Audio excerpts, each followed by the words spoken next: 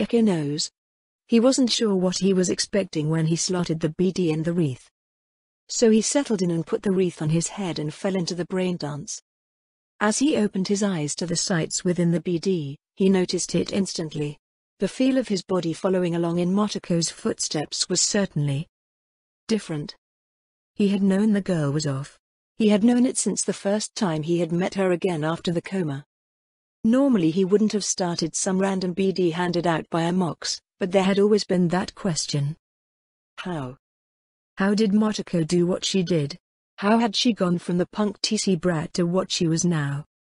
He blinked as he felt himself take a deep breath and everything became sure. There was no hesitation, no fear. He was jogging down a familiar alley. He had parked his truck right there, to load up stuff. But this wasn't after the raid. It was before. He walked up to the back door of the den. He felt himself quickly open the door without hesitation. Then he was in. He snuck through the small vehicle garage, checking the windows and noticing the scavs hanging around. Still alive at this point, but none noticed as he walked through the room. It was a little startling to remember that soon enough all of them would be dead. He moved up the stairway, his feet not making a sound despite the fact he knew Motoko didn't have a lynx paw. She was just that quiet. The pull of the muscles in his legs so foreign as he moved just so, to reduce any noise of his boots hitting the metal steps. He knew he would have shivered, but he didn't. There was no fear. No hesitation. Just a simple calculus. A confidence that he had a gig to complete, and people to flatline, but first he needed info. He followed in her footsteps around as he checked 2 closets, both full of junk, some of which he had helped steal later, watched as he competently breached through the building's security system. While he followed the movement, the actions, the actual knowledge of what Motoko had just done was beyond him. Then, the room lit up. He could see them. Again Ichi wanted to gasp, but there was only ice in his veins, as he looked around. No, as Motoko looked around. The ray of light leading to every scav in the building. Wow. He wanted to pause the BD there, just to look at it. He had never seen this himself. It was something new. Something kinda preem. But he felt little as Motoko kept moving, walking the catwalk above the scavs without fear, looking down on them, and he could practically feel the sinister amusement of her plans to murder them. Of his plans. He felt the confusion and then disgust as he watched a scav fail at a game. Wow, Motoko. That was kinda harsh. That game wasn't easy. And then he felt her confidence as he moved, leaping over the edge, in a move that should have caused his heart to flip-flop. Instead he felt pure confidence, landing with barely a scuff against the concrete in a low crouch, all 4 limbs spread to reduce the impact. Then he was downstairs, but Ichi was backseating, as Motoko went through the computer gathering information, checking an email that confirmed that Ripper knew exactly what was happening in his clinic, and then he smirked, did some more net running stuff that Ichi couldn't follow and turned right around. A few moments later everything froze. It felt like his chest couldn't move without choice, like everything was completely 100% under his control. But it wasn't him in control, it was Motoko. He moved and the scavs died. He felt nothing as he cleaved through them, knife cutting and ripping, and when it was all done he pushed himself off the scav he had just watched die face to face, and he felt confident, powerful. This was Motoko? This was the girl that acted like a gonk half the time, and the other half like a cold-blooded high-end merc? He was so shocked he could barely pay attention as Motoko moved him back down and then up into the Ripper's shop. Hiromi and his face were blurred out as she confronted Charles. As he simply killed him, no fear or wavering, just a faint feeling of assurance. Of knowing he was doing the right thing. And the BD ended, and Ichi gasped, pulling the wreath from his face as he suddenly felt his own body again, and the lack of that pure control left an almost palpable sense of wrongness as he reached for his beer and took a swig. His heart was suddenly racing, as the icy control was gone. Malcolm beside him was doing something similar to him, his face telling a story. So what do you think? Was the BD good? I never actually watched it after Judy did her editing. Did you like it? Motoko intruded into his space, asking while sounding almost a little shy. Ichi opened his mouth and then closed it. What was he supposed to say to Motoko? His tomb? His sorta boss? That she scared the shit out of him? That he felt like his body was wrong, and he wanted to puke a little. That he now understood why she didn't hesitate to solo a scav den, because they were never a threat to her. It was cool, he said instead. Her little joke with the word the only thing he could think of. Thankfully it seemed to satisfy her, with the way her face broke out into a happy smile. Fuck, she confused him. I waved goodbye to my chums. It was getting late, and both Malcolm and Itchy had been a little twitchy since leaving the BD. I guess murder was still a bit too much for my chums. Anyways, at least Nox was happy. The Scav Den BD had apparently been super popular. Lots of people had lost someone to scavs. Being able to watch a bunch of them get murdered? Apparently it was very cathartic. But it was time for more net diving. A short drive later I was sliding into my Netrunner suit and plugging everything in. Time to get some training. The blur of awareness as I switched from reality to the net only lasted a moment, and then I was there, once more in the ethereal neon city. This time it only took a moment for me to jump straight to the Dewdrop-in server, since I had the IP. A momentary blur of fast travel, and I was there walking up to the roundabout. I bypassed the netrunners outside and went straight for the club. Yoko would be inside. The techno music, a rhapsody of all the noises a computer could make and more, hit me as I entered, but other than noting the song, and memorizing it, I ignored it. Yoko was lazing in a private booth as I approached her, and her sensual smile was as dangerous as the woman herself. Motoko, finally here? I had some stuff to deal with. I spent some time with my chums. But I'm ready. Excellent. You wanted this, don't forget. Come with me. She offered, and another one of Yoko's doors opened up beside her. She rose and walked through with me following. Inside was just a large space, a lot of memory and data set aside on the server for it. All right. Let's get started then, she said, and before a moment passed her tails twitched, and fire burst forth towards me. The assault was something I recognized. It was a breaching assault meant to burn through ice to open up systems. I threw up a few of my ice programs, before returning the assault with a breach program. On my side a blade appeared beside me and shot off, rocketing right through the fire towards the kitsune. The sword was actually a representation of a hacking attempt.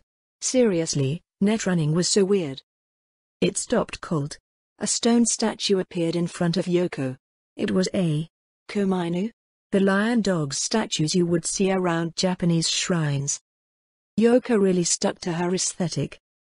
I could respect it. They were basically a form of ice. Very tough stuff. The fight continued. My agreement with Yoko had a few factors. The most obvious was information. Guidance, on the rules of the net, basic net culture and the like, which we could cover mostly just by talking, but that was only part of it. More importantly, I had asked her to fight me, hit me with everything she had so I could learn to react to combat on the net. I had the instincts thanks to my skills.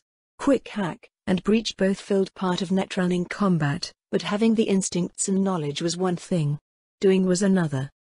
She was going easy on me.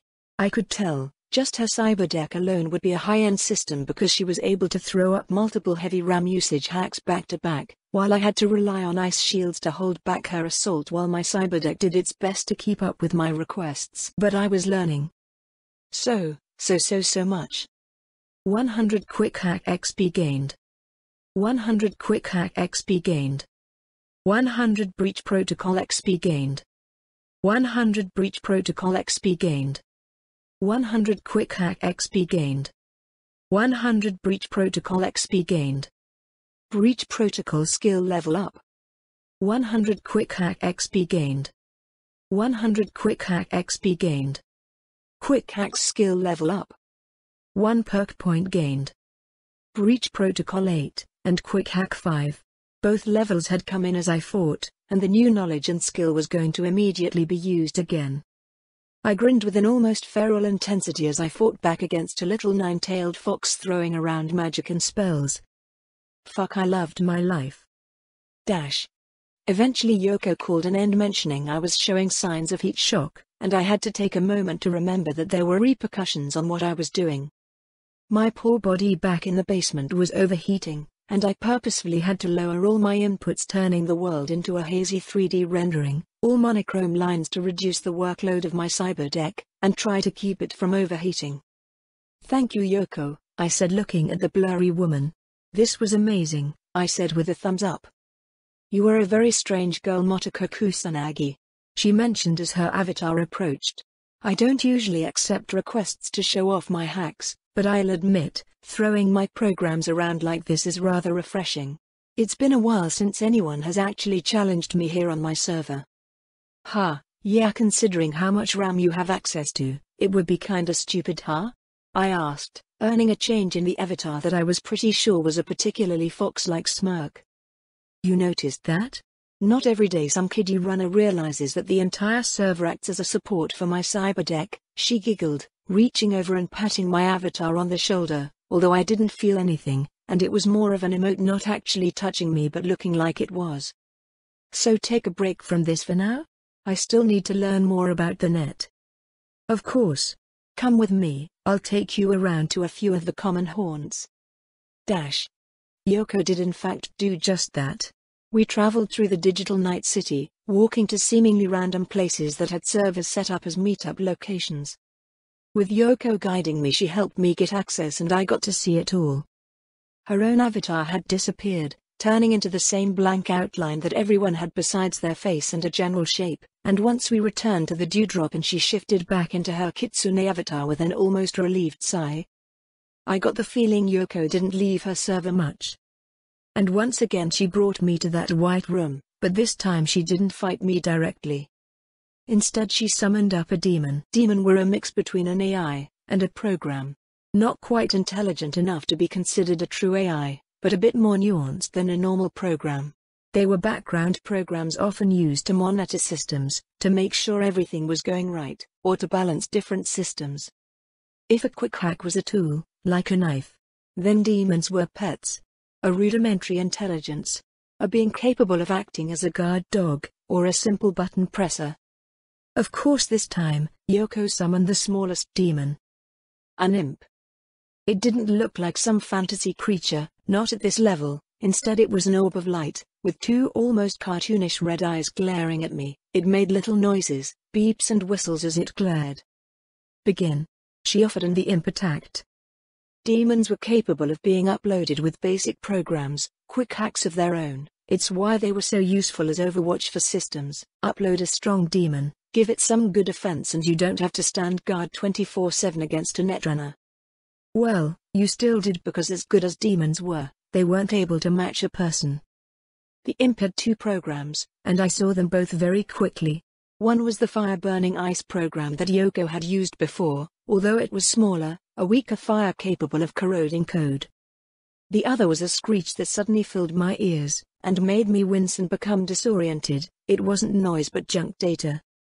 Like getting hit with a flashbang. My sight went jerky, and laggy with distortions and image sway.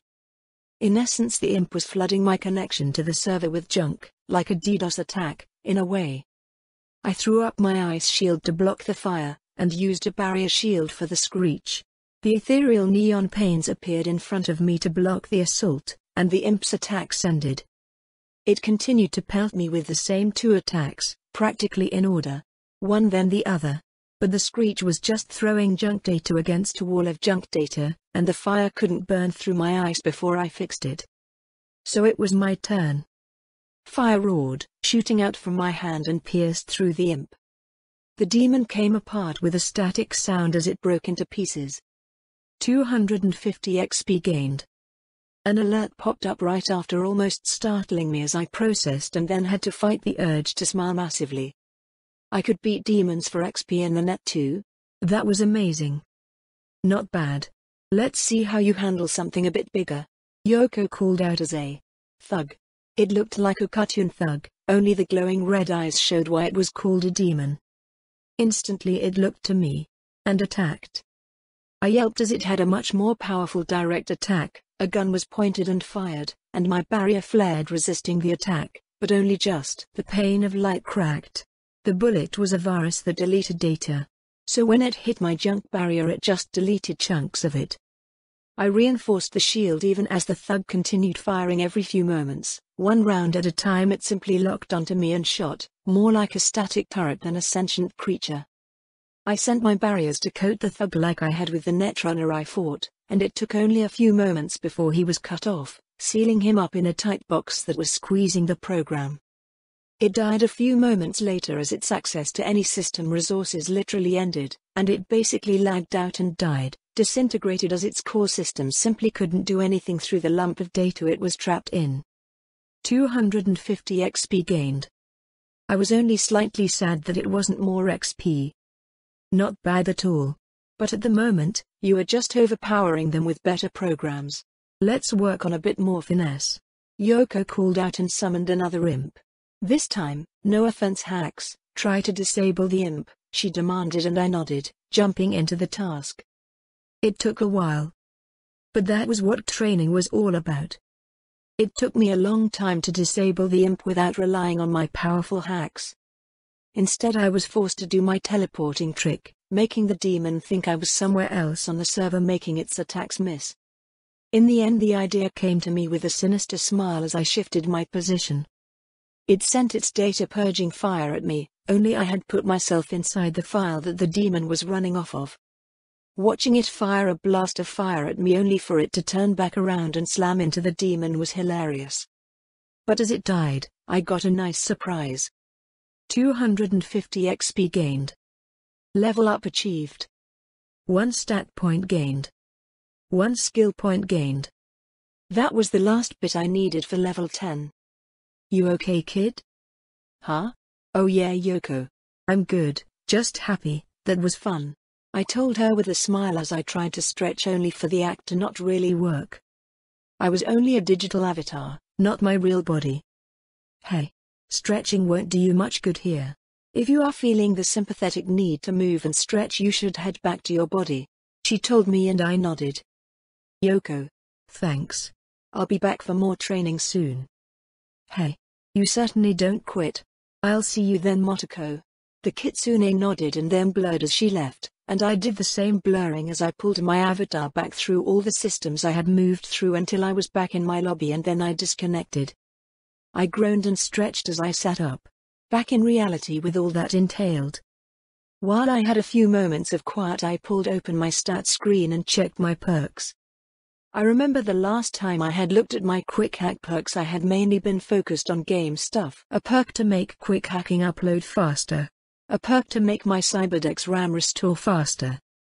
In fantasy terms, the perks would let me cast spells faster, and let my mana regenerate quicker. But I've learned a lot since then. I had been wise enough to pick the defensive perk last time. The knowledge of how to defend myself had probably helped a lot even before this training with Yoko. But I had gained a lot of awareness of what was useful. So instead I started searching for something else. And then I found it. Hacking Wizard. Upload multiple quick hacks at the same time, to one or more targets. I selected the perk without another moment's hesitation and shuddered as the knowledge slipped in. It wasn't an immense amount of knowledge. It wasn't the plans for a program, or anything like that. It was pure mathematics and multitasking. It would more than double the RAM usage if I tried to send 2 hacks or more at once, but in the end, if I was in an emergency I could inundate someone with multiple quick hacks all at once, a surprise assault. Or, I could use a quick hack multiple times to target multiple people. With the knowledge that some of the higher quality hacks could already spread through a crowd, I could do multiple waves of net assaults on anyone that pissed me off. Yeah, as always, perks were up. Plaza don't nerf. Too much fun. I giggled as I rested back on the chair, feeling lazy enough I didn't want to unplug everything right away. I sent a message to June letting him know I was gonna sleep in my new place, and decided to enjoy 8 hours of sleep. The next morning I went home for a shower and general cleanliness issues, stepping out of my room wearing a clean leotard and patting down my damp hair. I noticed my mess of stuff still all over the living room. Uck. I whined but nodded, realizing that I really needed to do some cleanup. I wandered around picking things up and settling them into my room, basically packing away all my little projects so I could still get to them, but so they wouldn't clog the entire living room table. Patting my HMG on my way back out of my room, I looked over the cleaner, tidier living room. It was better. I would take it. I settled in and reached over for my guitar, but before I started playing, I did something I should have done last night. I opened up my screen, and I slipped another stat point into adaptation, and the feelings, the sense of touch and proprioception that my arms gave me seemed to jerk a little as I realized the sense of touch had been just a tad off. But it was better now. Of course, before I could go down the road of playing with my sense of touch, I noticed my stats screen. Militech Condor adaptation, Militech Condor 4/8. Wait. When did my adaptation requirement go down? It used to be out of 10. I stared at it for a while without any point coming to mind and ended up just shrugging. I would have to keep a closer eye on it, but it was interesting that it could lower the max. I guess I had been mentally adjusting to the Chrome pretty well over time. My new sense of touch on the strings of my guitar had me smiling as it distracted me, and I strummed a chord. Instantly a song slipped into my brain, and I started strumming the notes. She's so cold and human. I sang along to Lithium Flower. It figured if I was going to play a song I should play a major Motoko Kusanagi theme. The sound was different from my normal music preferences, but I jammed out to it, enjoying the way my Chrome hands had no difficulty hitting the notes, that the song came out sounding good. My voice crooning alongside. Yeah, this was fun. Sure, Night City was a nightmare. Sure, I knew someday someone I knew would die. One of my chums would end up murdered by the city. Because this city murdered everyone eventually. But until then I couldn't help but admit, I loved it here. I want to go surfing with her. I sang the last lyrics trailing off as I finished the last refrain. I sighed when I finished. 100 Rockaboy XP gained. Alright Motoko. Pick a problem to solve today, I told myself. I had so much that needed to be done. I wanted to finish my music box, which meant programming and tech grinds. I wanted to hunt more scavs, which would bring in eddies to me and my crew, and potentially new Chrome. I should try to help the SLS guys with a gig, which meant information, which meant I needed to dive into the net again. I wanted to hang out with Jackie again. Had he still not finished that gig Waikuko gave him? Very disappointing, Jackie. I might actually have to step in. I still had other projects I wanted to get started on as well. My future desire for a Tashikoma to complete the cosplay, for help on gigs. I had even taken the robotics perk and never got to use it, because robots were hard. I also wanted to just hang out with my chums. The other night was fun, and Hiromi had gotten left out. Plus there was so much more to do. As annoying as it was to have a bit of choice paralysis, the fact I could do all of them just given time meant it wasn't exhausting or making me angry. Instead it was just, which did I want to do first? Well, considering I wasn't sure, I made a call. Motoko. Waikuko. How's it going? Thanks again for the help. That Netrunner gear is coming in super handy, I told her cheerfully. Good. I hear you took over the street gang as well. That was more Hiromi's doing. I'm just glad I didn't have to kill a bunch of Gong kids. Well, having lines you don't cross is fine, as long as you don't ruin a gig because of them. I take it by your call that you are looking for more work? Not directly. How's Jackie Wells doing? I expected him to have finished up by now. Waikuko actually sighed over the line and there was silence for a moment. I just knew she had lit up a cigarette and was preparing to complain. The boy is too cautious. The gig is still open, and nothing has been done that I have seen. Want me to go poke him? I asked and the line was silent for a minute. I will not pay you for completing someone else's gig. Not something I am worried about. Besides, I told you before, Jackie has some talent as a good bruiser. I could use someone like that on my gigs. Me helping him out now will be a good foot in the door to convincing him to work with me in the future. Very well. I'll send the details of the gig to you. Handle it however you want. Thanks, Waikuko. And she already hung up, I said, realizing my agent was quiet. Waikuko, you bitch. It's called a goodbye. Would it kill you to say it every once in a while? But a moment later I got a beep as a text message. Directly from Waikuko. It was basically a copy of a message she had sent to Jackie Wells. I read through the notes and I realized pretty quickly what was causing the hold-up. Jackie would definitely need some help on this gig. I drove by the corporate-owned building. Microtech had been one of the big NUSA corporations for decades. They were like the Microsoft of the cyberpunk world. They weren't quite as powerful now as they had been in their heyday, but they were still going strong. Jackie's gig was simple on the outside. Wakako wanted the schedule for incoming shipments. She was probably just a go-between in this case, getting the info for someone who wanted it rather than something she would use herself. But Microtech wouldn't just leave the data laying around, and Jackie wasn't exactly an infiltrator. He hadn't gotten the gig done yet, so he either didn't have the skills to complete it, and was trying to hire someone to do it for him, or he was trying to come up with a plan to do it himself. That was where I came in. I was going to look around, get an idea of what defenses this place had, and hopefully be able to guide Jackie into getting the data. I didn't want to just do it for him. One, that would be insulting. I was very aware that I was still a kid to most people I interacted with, and Jackie wanted to be an edge runner. You don't jump into a profession like that without having an ego. And second, Jackie needed to do this if Wakako was ever going to trust him with future gigs, which would let him build a rep. So I was just going to look around, figure out the weak points in the defenses, and pass along some intel. Maybe make him pay for it with a few eddies, just so everything was square. Of course, I was thinking that as I pulled into a small strip mall. A few food shops and things right across the street from the building. But that was when I noticed none other than Jackie Wells himself sitting at a noodle bar, slurping down a bowl of ramen and staring at the building across the street. Huh? I guess he was working on getting that intel after all. I considered walking up to him, but I figured it would be best to let this one go. Besides, I wasn't wearing my normal gear this time. I didn't exactly want to mess with a full-fledged corporation in my usual. So I was wearing a mix between the armored suits I had bought for my tombs, and a set of tech gogs that I had picked up from Vel's loot. It was an old-school piece of netrunning gear, but it covered the top of my face and would give me a little additional ID protection if someone actually saw me. I would already be covered from recording devices, but people could still see my face, and if they could ID me that way, it didn't matter if the corp doesn't have a recording. I slipped out of the Quadra in a quiet corner of the parking lot, and made it across the street without any problem.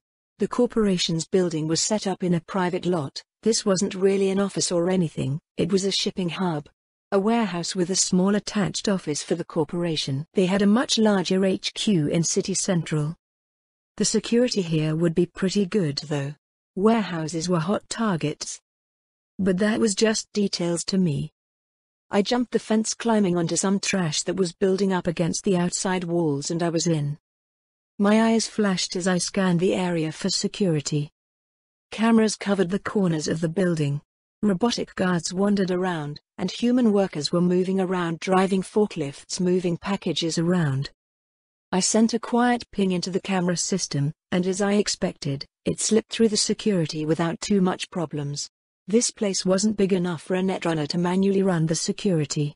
The grounds were quiet and covered in loose trash and refuse that the warehouse had collected over the years. It was obvious this place wasn't well taken care of. But that just meant there were plenty of places for me to hide. I slipped into a stack of old pallets, hiding within them while giving me a perfect sight of the camera on the corner of a building. After I confirmed the lack of any direct attention in the network, I started breaching. The camera's security didn't last more than a few moments, and I was able to slip into the main network as well, as the cameras weren't properly partitioned. I started looking through all the cameras. Outside, the robot guards followed a static path, seemingly uncaring about the large gaps in the security. They were more for intimidation than security, I realized. They would definitely keep out the most common street thugs. Then I looked inside and the warehouse was certainly not empty. Unfortunately for me, I was only sneaking around and planning to get some data, because I noticed quite a few prime pieces in the warehouse I would love to take home with me. A few of those servers, or computer systems, would be really nice to have. Instead, I focused on the security. Just like outside, there were robot guards, along with a few workers hauling around the large shipments. I noted down numbers, and positions, literally filling a digital map with where everything was for Jackie to use. It wasn't even difficult. My breaching skill had reached the point where stealthing into systems, even through a camera, was doable with a bit of work. I made a note of all the rooms I could see, and if I could figure out what was inside them. I also noted the room that would have the shipment information. It was an office in the back of the warehouse that had a camera right outside it, meaning it was one of the most secure locations in the entire warehouse. Someone didn't want someone getting in there. I marked it on the map, disappointed that there wasn't a camera inside. Instead, I altered my focus, accessing the systems the camera was connected to, trying to see what I can find on the security systems. Unfortunately, the connection was protected, and unless I wanted to spend a lot of time out here, or make it obvious someone had hacked in, I would have to access the security directly.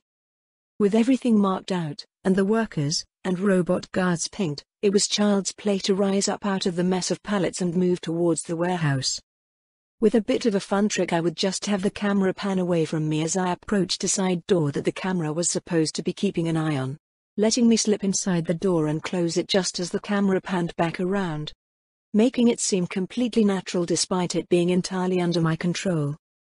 With that, I was inside, and movement through the warehouse was even easier. I stalked up the stairs through the empty break room and then down a catwalk towards the office. The camera there was controlled the same way, panning away as I walked up under it, and then letting it pan to the way I had just come, giving me access to the office door. It was locked, but that took only a few moments to work through and the door opened.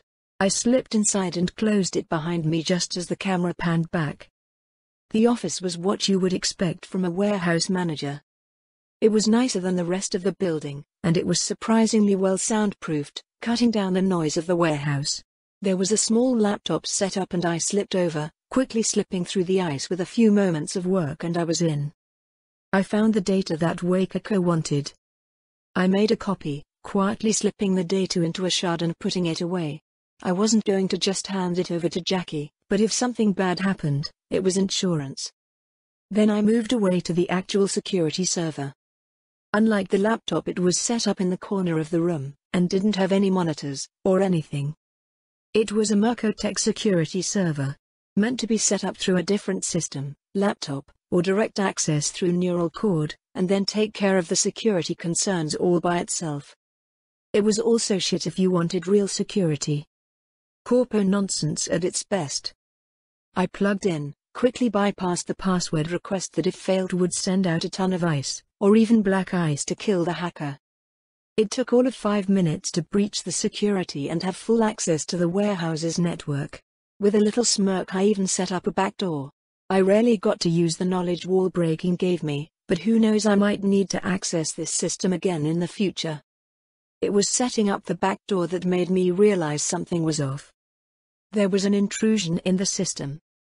And it wasn't me. I wasn't alone in the system. I considered responding, but I wasn't supposed to be here either after all, and I doubted the intruder expected to have a netrunner come in from the other direction. So I simply stepped back, let the system's autonomous security fail at its job and watched, mostly from what the system wasn't seeing, what the netrunner was doing. They were accessing the security records. I watched the server's memory usage go up a few blips as systems were accessed. Could this be something Jackie set up? I know he doesn't have the skill himself, but he had known T-Bug. Or maybe he just knew another netrunner? Either way, it wasn't my problem. As long as the runner didn't sound an alarm. After the runner got the security records, they looked around, poking at connection points, and it took me a while to realize they were trying to see if they could access the foreman's computer. Unfortunately, that system wasn't connected. This had to be Jackie then, right? I was considering pulling out, letting the runner finish their little dive when I saw it. A massive increase in server usage. The runner noticed I was watching. If this was Jackie's netrunner, they might bail on the server if they thought security was onto them. The amount of black ice an admin could drop on the head of a discovered runner wasn't worth considering. So I had to move fast. I set up a few solid ice walls that I knew would save me a few seconds in case they attacked, and then sent out a prompt through to the runner. It was just a text log, although I did have to think of a good pseudonym in a rush. Ghost would appreciate if you didn't set off an alarm. The log was quiet, no response given, but I could practically feel the frantic activity of the runner. As they double-checked their defenses, the server spiking as programs and demons activated to protect the runner. But I didn't attack. Just waited. Blank, who are you? Ghost, ghost. I replied with a smirk. The complete non-answer would be doubly amusing. Blank, you are at the security server. What do you want? Ghost, I want you to not set off any alarms. Noticed you wanted to access the foreman's computer. I took a moment to look over and take a picture of it, and added that into the chat. I didn't get a response for a while, but I was patient. Blank, you offering? Ghost, maybe. I know you aren't here against my own gig. But you could interfere, so let's make a deal. Blank, I'm amiable to a deal. Ghost, I don't like working with a blank. That's requirement 1. Blank, and I'm supposed to believe you are Ghost? Ghost, that's the name I picked. No response came for a bit before finally the message came through. T-Bug, what else? Oh, I was right. If that was T-Bug, it meant it was far more likely she really was working with Jackie. Ghost, nice to meet you, Bug. If I'm right, just to confirm, you are working with Jackie Wells at the moment to retrieve the microtech shipments schedule for the next month. Once again it went quiet. She was still there, but I got the feeling she was probably thinking about ditching. Ghost, I am asking for confirmation. I often work with Wakako. I don't want to ruin his gig. I added, hopefully the last bit would make me sound less threatening. T-Bug, I was hired by Wells to get security access, and find him a path to the foreman's office. Ghost, then stand by for access. I added, stepping over to the foreman's laptop and quickly having it access the security server. Considering I had already breached both systems, it didn't take more than a minute. I walked back over to the server and plugged back in. Ghost, once you have what you came for, go ahead and get out quietly if you would. Please wish Jackie luck on his future work with Wakako. It will be nice to have another merc to tap for work. A few minutes later I noticed the T-Bug took her time accessing the laptop as if she was afraid it was a trap. Once I was sure she was good, I stood up and started making my way out of the warehouse. I used the same trick on the cameras to simply move around the vision of the one outside the door, although just as I was about to walk completely away I noticed it. T-Bug was snooping. I smirked as she took control of the camera and started quick panning it back at me. But I already had the full layout of the warehouse. Despite being on the catwalk on the second floor, I simply leapt over the edge, disappearing far below the camera's line of sight before it could have spotted me. Then I was gone, sneaking out through the side doors, avoiding the cameras without touching them this time, and climbing up the pallets I had hidden under before and leaping over the edge of the barbed wire fence. I rolled as I hit the ground, stepping back up and wiping the dust off, before casually walking down the street. That had almost been bad. I hadn't expected T-Bug to be able to notice me snooping from the security server. She was better than I had thought. Like really good. I would have to be more careful, but in the end I was satisfied. Gig complete. Sorta. It just wasn't me that was going to complete it. I did check in on Jackie as I walked to the car, noticing that he was leaving the noodle joint. I smiled as he seemed like he was in a suddenly super good mood as he raced away. Considering. I smirked and jumped into the Quadra heading home. I would change into my normal outfit, and wait around, because I had a feeling Wakako would be sending me a message soon. I was on point. An hour later, as I was lazing around on the couch, I got a text from Wakako. Jackie Wells completed the gig. He is coming in for a meeting now. I grinned that Wakako actually did follow through with our deal. I jumped off the couch, rushed out the door, still fighting my boots as I hopped into the elevator. Ignoring the look of my neighbor who had stepped into the elevator just before me as I fought my boots on my feet, and then rushed out the elevator as soon as the doors opened on the ground floor. I only slowed when I hit Jig Jig Street, and sauntered happily into Wakako's parlor. The look she gave me told me she was in no mood for my nonsense, and she pointed to a chair and I quickly sat in it. I've been given the report of what happened already. Mr. Wells hired a netrunner he is acquainted with to get him into the building, only they didn't need to, as another netrunner had already infiltrated the building. Wakako started speaking suddenly and I kept my cool, not letting myself show any sign of nervousness. Wakako was a tiger after all. They could smell nervousness. So since you decided to get involved in the gig, tell me why you think I should allow Mr. Wells into my employ, if he can't complete a gig on his own? I winced. First, it's rude that you immediately assume that someone with the coolest net handle of Ghost is me. Even if it was totally me, I offered, pointing upward with a chrome finger. Second, Jackie realizing he wasn't going to be able to finish the gig on his own and getting help using his connections, is the exact kind of thing you want for a merc. If you just want someone who will rush in guns blazing, almost guaranteeing they will end up dead on an important gig, then yeah, you don't want Jackie. Wakako took a drag of her cigarette and nodded, agreeing with my reasoning. Also, I wasn't originally going to help out, but Jackie hired a seriously good netrunner. T-Bug knew her stuff and noticed I was there, so I had to get involved. Very well.